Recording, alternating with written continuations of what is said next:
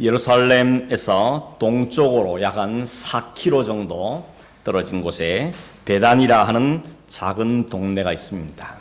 그 동네에는 예수님께서 사랑하시는 한 가족이 살고 있었는데 그 이름은 마르다, 마리아, 그리고 나사로였습니다. 여러분 다 잘 아시는 인물들이죠. 마리아는 예수님께 비싼 향유를 부어서 그 머리털로 그 발을 씻겼던 그 여인이고, 마르다는 음식으로 주님을 잘 섬겼던 사람이었고, 나사로는 우리가 오늘 보는 것처럼 죽었다가 살아났던 그 사람이 나사로였습니다. 왜 예수님께서 이 베다니 집을 자주 가셨는가? 그 이유를 말하기를, 첫째는 그를 사랑하기 때문이죠. 오늘 5절에 보면 예수께서 본래 이들을 사랑하셨다 그랬습니다. 사랑하는 사람 집이니까 자주 가게 되죠. 사랑하는 자녀의 집, 사랑하는 부모의 집, 사랑하는 친구의 집을 자주 방문하듯이 주님께서도 사랑하신 그들을 늘 그리워하고 또 그 집을 방문했다는 것을 알 수 있습니다.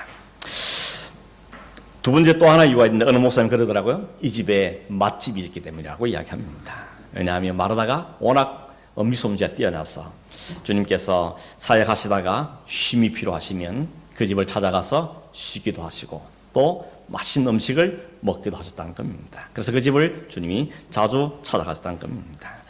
우리 교회 성도님들도 음식 솜씨들이 다 좋으신 것 같아요. 가보면 참 음식을 어떻게 이렇게 잘하시나, 이민생활을 오래 해서 그러신 건지 모르겠지만 음식들 잘하시고, 또 우리 교회가 점심 때 맛있게 점심을 그동안 먹었었는데 요즘 그 점심 좀 그리워지더라고요. 맛있게 먹던 점심 빨리 좀 회복되어져서 같이 점심도 함께 하면 그럼 좋겠다 하는 생각이 들었습니다. 이렇게 주님께서 종종 방문하셨고 또 사랑으로 교제하시고 또 먹거리도 풍성하고 그랬던 아주 아름다운 가정에 청천벽력 같은, 마른 하늘에 벼락이 치는 것 같은 아주 끔찍한 사건이 그 집안에 벌어졌죠. 그게 바로 나사로가 병이 들었고 그리고 죽어가더라는 것입니다. 얼마나 여러분 당황스럽겠습니까? 오늘 3절에 보니까 나사로를 가리켜 예수님께서 사랑하시던 자로 이야기했죠. 그리고 36절에 보면 유대인들이 말하기를 예수님께서 나사로를 얼마나 사랑하시는지 이렇게 사랑하는 자라고 이야기합니다. 여러분 사랑하는 자가 이렇게 병들어 죽어가면 얼마나 마음이 아프겠습니까? 마르다와 마리아가 얼른 사람을 보냅니다. 예수님께. 앞에 있는 10장에 보면 그때 예수님 어디 계시는가 하면 요단강을 건너서 동편에 있는 마을에 가서 거기서 복음을 전하고 계시던, 사역하고 계시던 것 같습니다. 그래서 마르다와 마리아 그걸 알고는 거기까지 사람을 보낸 겁니다. 주님, 당신이 사랑하시는 자가 병들어 죽게 되었습니다 라고 소식을 알렸던 겁니다. 그 말은 뭡니까? 그냥 알려만 주는 게 아니죠. 빨리 좀 오셔서 이 병든 이 오라버니를 좀 고쳐주십시오. 그런 마음으로 사람을 보낸 것입니다. 여러분 누구의 부탁이죠? 누구를 위한 부탁입니까? 사랑하시는 자들이 사랑한 자를 위해서 한 부탁인 겁니다. 그렇다면 우리가 생각하는 상식적인 생각에는 얼른 예수님이 열일을 제쳐두고 그 모든 사역들을 좀 중단하시더라도 빨리 오셔서 그 병을 고쳐주는 게 상식적이고 혹은 자연스럽지 않겠는가 하는 것을 생각을 하게 됩니다. 이건 모르는 사이도 아니고 더군다나 사랑하시는 가정에 사랑하는 자가 지금 병들어 죽게 되었기 때문에 얼른 오는 게 너무 당연하다는 생각을 가지게 됩니다. 아마 마르다와 마리아도 사람을 보냈을 때 주님이 이 소식을 들으면 빨리 오지 않겠는가 하는 기대를 아마 가지고 사람을 보냈을 겁니다. 더군다나 예수님은 병을 고칠 수 있는 능력이 없는 게 아니고 충분히 말씀 한마디면 병을 고칠 수 있는 능력을 가진 분이기 때문에 더더구나 주님이 빨리 오실 것으로 기대를 했을 겁니다. 그런데 어떻습니까? 예수님이 오시지 않았습니다. 기대했는데 오시지 않았습니다. 기다렸는데 오시지 않습니다. 안타까운 마음으로 마르다와 마리아 자매는 오라버니가 죽어가는 모습을 곁에서 지켜봐야만 했습니다. 그 모습을 지켜보고 있는 이 누이들의 마음이 얼마나 아팠겠습니까? 이들에게는 그 어떤 때봐도 주님이 필요한 시간이죠. 그 어떤 때봐도 주님이 오셔야 될 타이밍인 겁니다. 빨리 오셔야 되고 오셔야 해결되는 그런 상황에 처해 있는 겁니다. 여러분 한번 상상해 보면 오라버니가 병에 들었습니다. 누웠습니다. 점점 숨이 거칠어집니다. 호흡이 짧아집니다. 저러다가 언제 죽을지 모르겠다 하는 마음의 불안함 때문에 빨리 사람을 보내서 예수님을 초대했는데 예수님은 오질 않습니다. 그 마음이 얼마나 속이 탔을까 하는 생각을 하게 되었습니다.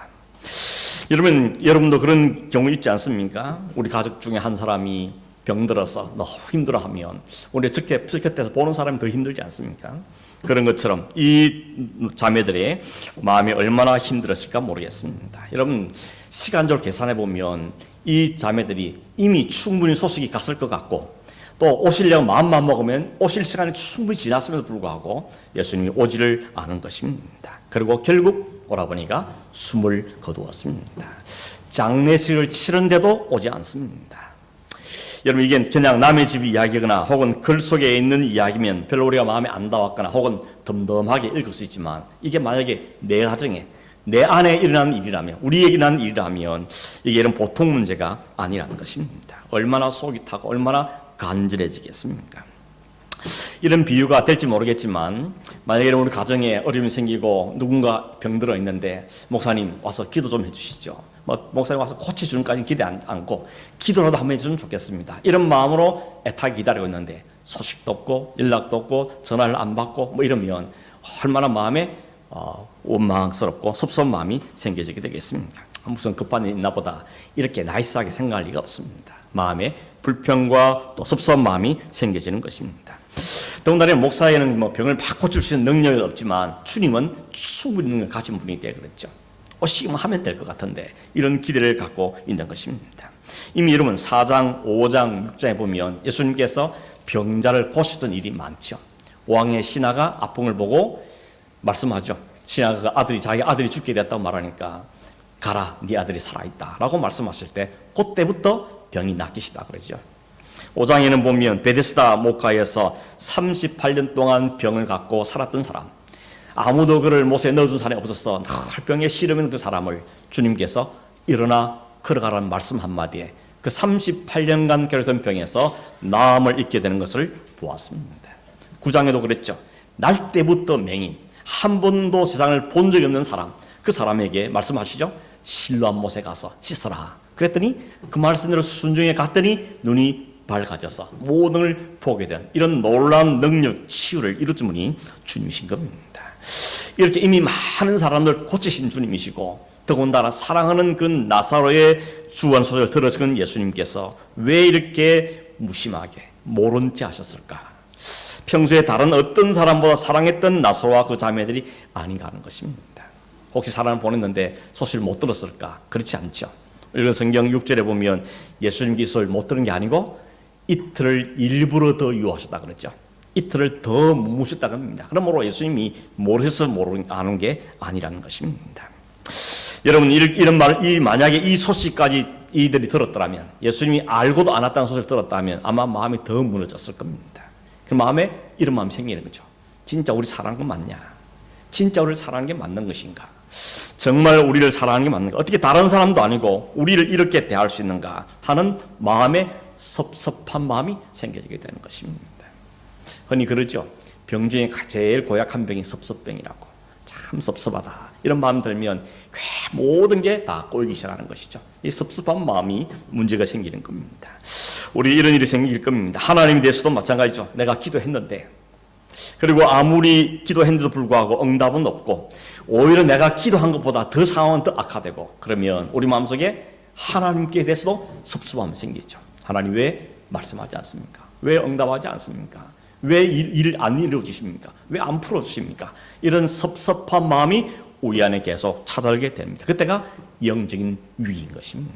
여러분 우리가 조심해야 됩니다. 하나님에 대해서 다른 사람에 대해서도 섭섭함을 생기지 않도록 자신을 늘 영적인 관리를 잘하는 게 굉장히 중요하다는 것입니다. 근데 여러분 오늘 17절에 보니까 드디어 예수님께서 베다니로 오십니다. 예수님께 베다니로 오시는데 문제는 뭡니까? 이미 사건이 끝나버렸다는 것입니다. 예수님이 오시는 것까지는 좋은데 이미 이 사건은 이미 종결되어 버렸습니다. 죽었고 장사도 지냈고 이미 나흘이 되어버렸다는 것입니다. 그래서 이런 예수님께서 나사로의 집으로 오신다는 소식을 듣고는 마르다는 뛰어나가죠. 예수님 맞이하러 뛰어나갔습니다. 그런데 마리아는 뭐 했겠죠? 그냥 집에 머물렀다 그랬습니다. 평소 같으면 다른 데 같으면 어느 누구보다도 달려가서 예수님 맞을 법한 마리아가 안 나갑니다. 왜 그랬을까요? 섭섭하니까 그렇죠. 왜 이제 오냐는 것이죠. 그동안 왜 모른 체 하다가 이제 오시는가? 마음의 섭섭함에 들어서 마리아는 그냥 집에 머물렀던 겁니다. 이들이 했던 말을 봐도 알 수 있습니다. 예수님을 만난 마르다가 제일 먼저 한 말이 뭐죠? 21절에 보면 주께서 여기 계셨더라면 우리 오라버니가 죽지 아니하겠습니다. 이 말을 하죠. 나중에 31절에 보면 32절에 보면 마리아도 예수님이 불러서 갔는데 그때 첫 마디가 뭔가 하면 똑같습니다. 주께서 여기 계셨더라면 내 오라버니가 죽지 아니하겠습니다. 똑같은 마음이죠. 동일한 마음인 겁니다. 예수님이 좀 더 빨리 오셨더라면 자기 오라버니가 죽지 아니할 거라는 생각 때문에 늦게 오신 주님에서 더 마음이 섭섭해진 것입니다. 여러분 이 광경을 지켜본 사람들도 너무 상황이 안타까우니까 울었다 그랬습니다. 이 상황을 보는 사람들도 울었다. 그리고 예수님마저도 심함에 비통해 하시고 또 우셨다고 말씀하고 있는 것입니다. 물론 여러분 그들 가운데는 예수님 비난하는 사람도 있었습니다. 아니 그렇게 마음이 안 좋으면 진작 와서 고쳐주시지. 왜 뭐하다가 이제 와서 울긴 또 왜 우냐 라고 비난하는 사람도 그들 가운데 있다고 말하고 있습니다. 근데 예수님은 그러죠. 마리아에게 너희 오라비가 어디 누웠느냐, 무덤이 어디냐 묻고 있습니다. 마리아 안내를 해서 나소의 무덤 앞에 도착을 했습니다. 보니까 굴로 된 그 무덤이 돌로 굳게 박혀 있는 걸 보고는 예수님 말씀하시죠. 돌을 옮겨 놓으라 라고 말씀하십니다. 돌을 옮겨 놓으라. 그러자 마르다 뭐라 그러죠? 주여 죽은 지가 나흘이 되었음에 벌써 냄새가 납니다 라고 대답합니다.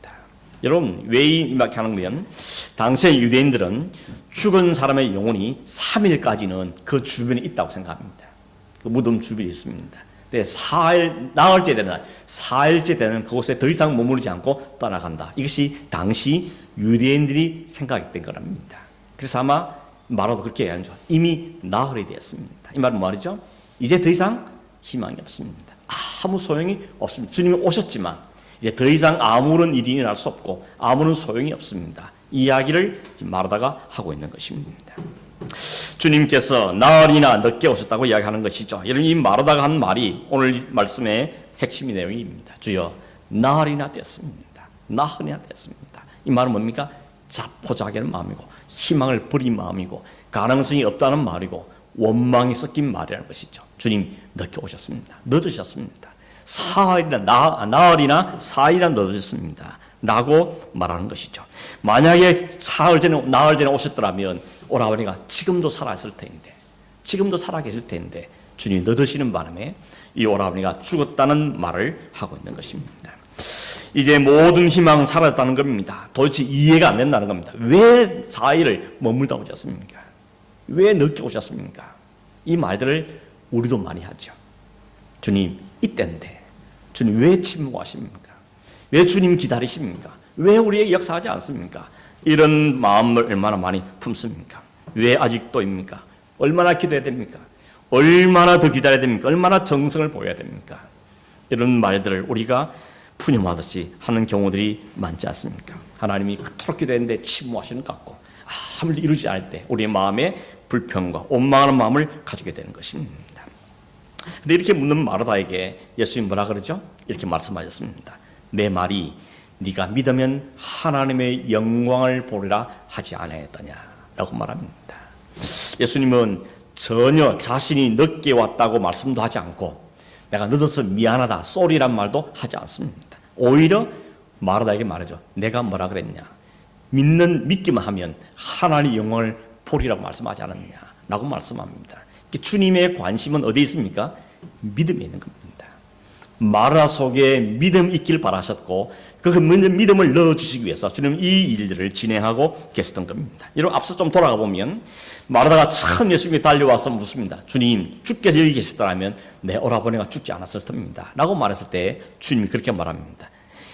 그렇게 다음에 덧붙이기 이렇게 말하죠. 하지만 이제라도 주님께서 무엇이든지 하나님께 구하면 하나님이 들으실 걸로 압니다 라고 이야기합니다. 그랬더니 예수님이 이렇게 말하죠. 네 오라비가 다시 살아나리라 말씀하셨습니다. 네 오라비가 다시 살아날 것이다. 말하다가 뭐라 그러죠? 주님 마지막 날에 다시 살아날 것을 내가 압니다 라고 말했던 겁니다. 마지막 날에 최후의 날에 그가 살아날 것은 믿는다고 말합니다. 그때 주님 다시 말하죠. 나는 부활이요 생명이니 나를 믿는 자는 죽어도 살겠지만 살아서 믿는 자는 영원히 죽지 아니할 것이다. 그 다음 이렇게 묻습니다. 이것을 네가 믿느냐 하십니다. 이걸 네가 믿느냐는 것이죠. 믿는단 말이 세 번이나 반복되죠. 믿으면 살고 믿으면 죽지 않고 이걸 네가 믿느냐라고 묻고 있는 것입니다. 그 믿음이 결국 하나님의 영광을 보게 될 것이라고 주님이 말씀하셨습니다. 이 믿음 무슨 믿음일까요? 어떤 믿음일까요? 이 믿음은 부활에 대한 믿음을 이야기하는 것이죠. 주님께서 부활의 능력을 가진 분인 것을 믿는 믿음을 이야기하는 것입니다. 그런데 마르다는 그러죠. 주여 그렇습니다. 주는 그러시고 세상에 오신 하나님의 아들을 내가 믿습니다 라고 대답했습니다. 그런데 여러분 진짜 믿은 걸까요? 진짜 부활의 주님을 믿은 걸까? 그렇지 않은 것 같습니다. 왜냐하면 믿었더라면 진짜 그 말이면 네 오라비아 살아날 것에 대한 믿음을 가졌다면 아마 이렇게 반응하지 않았을 겁니다. 무덤에 가서 돌을 옮겨 놓을 때 뭔가 주님이 하시나 보다. 네 오라비아 살아날 거라 그랬는데 진짜 그러나 보다 라고 생각하고 반응했을 텐데 뭐라 그랬다 그랬죠? 주님 이미 나흘이 지났습니다. 이미 냄새가 나고 있습니다. 그 말은 안 믿었다는 것이죠. 말로는 내가 주님이 그리스도시고 세상에 오신 하나님의 아들이심을 내가 믿습니다. 주님이 부활이고 생명하는 그 말씀에 내가 믿습니다 말은 했는데 실제 행동은 믿지 않은 행동을 하고 있다는 것입니다. 마르다에게는 부활의 주님에 대한 믿음이 없었던 거죠. 말로는 믿는다고 했지만 그 믿음은 그의 지식적인 믿음이거나 관념적인 믿음에 불과했다는 것을 알 수 있습니다. 오늘 여러분 많은 그리스도인들 가운데 이런 믿음 갖고 사는 분들이 참 많습니다. 말은 믿는다고 하는데 찬송도 믿는다고 하기도 하는데 그러나 실제 삶에서 믿느냐 물을 때에 그렇지 않다는 겁니다. 그러니까 아는 믿음하고 실제 사는 믿음이 다르다는 것이죠. 그래서 우리 지식적 믿음이라는 거죠. 그게 관념적인 믿음이라고 말하는 것입니다. 교회를 오래 다녀서 혹은 자주 들어서 알기는 아는데 실제 자신의 삶에서 구체로 일어나는 믿음이 아니라는 이야기인 것입니다. 적어도 이들에게 어느 믿음이 있습니까? 병을 고치는 믿음은 있었던 것 같습니다. 그렇죠? 그래서 주님 오시라는 거죠. 오시면 이 병은 고쳐질 거다 하는 믿음은 있었던 것 같은데 그러나 죽어도 살리시는 그 부활의 주님의 믿음은 아직 이들에게 없었던 것이죠. 주님은 그걸 묻는 겁니다. 따지는 거죠. 그리고는 주님이 그 속에 믿음을 넣어주시기 위해서 지금 이 과정을 해가고 있는 것입니다. 그래서 주님께 처음 그러죠. 그 소리를 듣자마자 이 병은 죽을 병이 아니고 하나님의 영광을 위한 죽음이라고 분명하게 말씀할 이유가 거기에 있는 것입니다. 아직 부활에 대한 주님에 대한 믿음은 연약한 저들에게 아직 이 믿음 확실히 가지 못한 자들에게 주님께서는 그들에게 죽음을 일으키시는 부활의 주님 죄와 사망으로부터 죽은 영을 살리시는 그 십자가의 능력과 그 부활의 능력을 이들 마음속에 집어넣어 주시기 위해서 지금 이 사건을 진행해 가고 계시다는 겁니다. 이런 믿음은 이렇게 생기는 겁니다. 우리가 듣고 배우고 알지만 그걸 우리의 삶에 부닥치고 그걸 경험함으로 우리의 마음에 믿음이 자리 잡게 된다는 것입니다. 그래서 믿음은 하나 주신 선물이라 그러죠. 믿음은 수동태로 말하는 것입니다. 44절에 무덤에서 나온 나사로가 나왔을 때 주님 뭐라 그럽니까? 풀어 놓아 다니게 하라 라고 말합니다. 풀어 놓아 다니. 이 말은 단순히 빙빙 감고 있던 붕대를 풀어주라 그 말을 넘어서서 뭡니까? 죽었던 자를 사망에 묶였던 자를 무덤에 갇힌 자를 이제 자유롭게 놓아서 가라고 말씀하고 있다는 것입니다. 그게 뭡니까? 죽음으로 묶였던 그 나사로 죄와 사망에 증세했던 죽음으로부터 자유하라는 선언이죠. 그게 바로 부활의 능력인 것입니다. 여러분 한번 물어보십시다. 정답을 말하지 말고 딱 떠오른 생각을 생각해 보십시오. 죽은 나사로가 살아나는 게 더 중요합니까? 아니면 부활의 믿음을 갖게 되는 게 더 중요합니까? 정답을 말하고 싶으면 뒤라고 말하겠죠. 그런데 실제 우리에게 더 관심은 어디에 있습니까? 죽은 사람이 살아나는 것이죠. 왜냐하면 이건 현실의 문제이기 때문에 그렇습니다. 눈에 보이는 일이기 때문에 손에 잡히는 일이고 당장 내게 뭔가 이익이 되는 거기 때문에 그게 더 관심들이 많습니다. 그게 현실인 것이죠. 그런데 주님의 관심은 현실보다는 어디에 더 있습니까? 믿음에 더 있다는 것이죠. 이게 우리와 주님의 차이인 것입니다. 주님은 우리에게 믿음에 관심이 많고 그 구원 얻는 믿음, 부활의 능력을 믿는 믿음, 영원한 소망을 가진 그 믿음을 갖게 하기 위해서 주님은 모든 일을 진행해 가시는데 우리는 그걸 못 보고 뭡니까? 당장 눈에 보이는 것만 보게 되는 것입니다. 그게 주님과 인간의 차이점인 것입니다. 그래서 예수님께서 나사로가 죽어갔다는 소식을 처음 들었을 때 이렇게 말한 거죠. 이 병은 죽을 병이 아니고 하나님의 영광을 위한 것이고, 두 번째 하나님의 아들이 이를 통해 영광을 받게 하기 위해서다. 분명하게 말씀하고 계신 겁니다. 그러니까 처음부터 주님의 관심이 어디 있는 겁니까?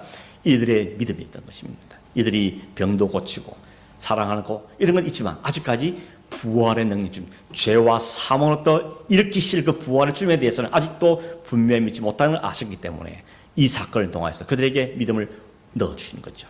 이 사건을 경험하고 나서 이들은 뭐라고 고백했습니까? 주님은 죽어서 살리시는 분이다. 주님은 부활의 능력을 가진 분이다. 하는 믿음을 몸소 체험함으로 분명하게 깨달아 알게 되어진 것입니다. 그런데 여러분 다시 물어보면 주님께서 다시 살리신 그 나사로가 영영 살았습니까? 아니면 다시 죽었습니까? 더 죽은 겁니다. 진짜 살았다면 지금도 있었겠죠. 그러나 나사로는 또 죽습니다. 그러니까 다시 살아났다는 것이 진짜 중요한 의미가 아니고 주님이 우리에게 주시하는 진짜 중요한 것은 언제든지 죽은 자를 살리시는 그 부활의 주님에 대한 믿음을 갖는 게 훨씬 더 중요한 문제인 것을 말씀하고 있다는 것입니다. 여러분 정말 중요한 것은 죽었다 삶이 살아났다 하는 것보다는 영원히 사는 부활의 능력이라는 믿음을 갖고 사는 것이 훨씬 더 중요한 문제인 것입니다. 그래서 마르다와 마리아에게 혹은 나사로에게 이를 몸소 체험을 통해서 가르쳐 준 겁니다. 그리고 주변에 둘러싸고 이를 지켜보는 사람들에게도 부활의 능력의 주님을 보여주신 것이고 이 사건을 성경에 기록함으로 이 성에 읽는 오늘 우리들에게도 주님은 부활의 능력을 가진 주님인 것을 우리에게 말씀하고 이 믿음을 갖기를 이 믿음이 갖춰지기를 주님께서는 역사하고 계시는 겁니다. 그래서 여러분 그게 바로 하나님의 영광을 본다는 말이고 그 일을 통해서 십자의 능력을 가질 뿐만 아니라 부활의 능력을 가진 그 주님을 믿고 찬송하게 되는 것이 바로 아들이 영광을 받게 되는 것을 이야기하는 겁니다. 이걸 위해 필요한 기간이 나흘이었습니다. 나흘 전에 오셨더라면 그들은 병 고치는 주님은 다시 한번 체험했겠지만 부활의 능력은 체험하지 못하는 것이죠. 이 주님은 우리를 죄와 사망으로부터 묶인 데서 풀어내시는 부활의 능력의 주님이시구나 하는 믿음은 그들은 가질 수 없었던 겁니다. 그 주님의 의도와 주님의 계획을 깨닫지 못했던 이해하지 못한 자들은 뭐라 그러죠? 주님 늦으셨습니다. 나흘 동안 뭐 하셨습니까? 이미 나흘이 지나버렸습니다 라고 말할 수밖에 없었던 겁니다. 그런데 여러분 알고 보니까 주님은 그 나흘 전부터 그 나흘 동안도 여전히 주님이 역사하신 시간이었던 것입니다. 그러니까 주님이 하신 방법이 하나님의 계획 속에 있는 방법이었다는 것이죠. 마르다와 마리아가 지체졌다고 생각하는 그 나흘, 주님께서 늦으셨다고 생각하는 그 나흘, 그 나흘은 늦은 것이 아니고 하나님의 역사 가운데 있는 나흘이었고 하나님의 구원 계획을 완전히 이루시는 나흘이었다는 것을 성경 우리에게 이야기해주고 있다는 것입니다. 여러분 이것이 바로 우리와 주님의 차이점인 것입니다. 주님께서 무덤을 옮겨놓으라 할 때 마르다는 주님 뭔가 착각하신 거 아닙니까? 이미 죽었는데요. 이미 나흘이 지나버렸는데요. 이미 때는 지나갔습니다. 라고 말했지만 주님께서는 나사로가 완전히 죽을 때까지 기다렸다가 그걸 다시 살려내심으로 인간이란 존재는 죄와 사망 이렇게 죽을 수밖에 없는 존재인데 주님이 찾아오셔서 그 속에 생명을 다시 넣으실 때 그 다시 살겠다는 사실 그 부활의 주님을 주님 그들에게 분명하게 보여주심으로 그들 속에 믿음을 집어넣어 주신 것입니다. 이런 믿음은 주님이 집어넣어 주심으로 가지게 되는 것이라고 말씀 우리에게 보여주는 것입니다. 이 장면을 지켜본 사람들이 뭐라 했겠습니까? 나사로가 진짜 붕대 붕진 감기제로 무덤에 걸어 나왔을 때 사람들이 소리를 쳤겠죠. 제가 살았다. 제가 살아났다. 주님이 저를 살려내셨다. 라고 소리를 질렀을 것입니다. 여러분 오늘 우리도 인생을 살아가는 동안에 진짜 주님이 필요하다고 생각될 때가 있죠. 주님 오셔야 되는데요.